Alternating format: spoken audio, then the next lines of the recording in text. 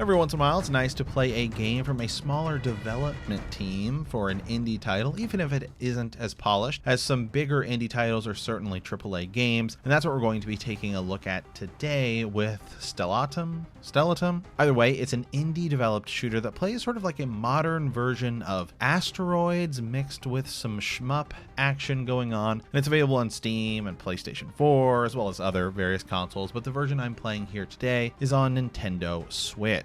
Stellatum has two modes of play, campaign and arena, with the arena basically serving as an endless survival mode or sort of more of an arcade mode for quick pick up and play sessions. So campaign is where you're likely to spend most of your time, considering there's about 80 levels inside of it. The campaign mode is loosely story driven, with still images and a quick bit of dialogue. The story is not very complex, so you'll almost never really pay attention to it. Each mission does take a few minutes to complete, but it's mostly the same: shoot bad guys and avoid being shot. You'll start off with a quick tutorial level where you play as a maxed out ship and where they go over the basics of how to play. Use right trigger to fire your regular gun, which can overheat, so you do need to be careful of that, and use the left bumper to sort of fire a powerful super energy beam that is quite fun to use, especially when you're surrounded, which you will be quite often.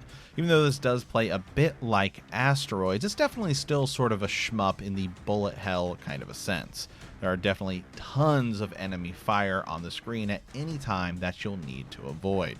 Thankfully, you can shoot enemy bullets to destroy them, as well as hide behind asteroids to avoid fire as well. You'll need to constantly be moving to avoid enemy fire, and you sort of control in this floaty style, if that makes any sense. It's almost like a hockey puck sliding around on ice. Though as you upgrade your ship, you'll be able to gain a bit of that control back. And you can do this inside your hangar in between missions.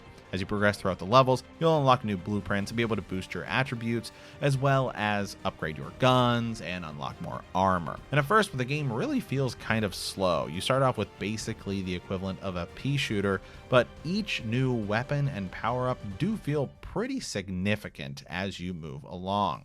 Graphically, the game has sort of a combination of hand-drawn sprites and generated effects. Ultimately, what we have here is a good attempt by an obviously small development team. While this game may not turn any heads, it feels like a good effort that could be improved down the line, although I would certainly wait to check it out on sale, especially on the Nintendo Switch, as games often have that sort of Switch tax, as it regularly goes for $10. I would certainly wait to see if you could find it on sale.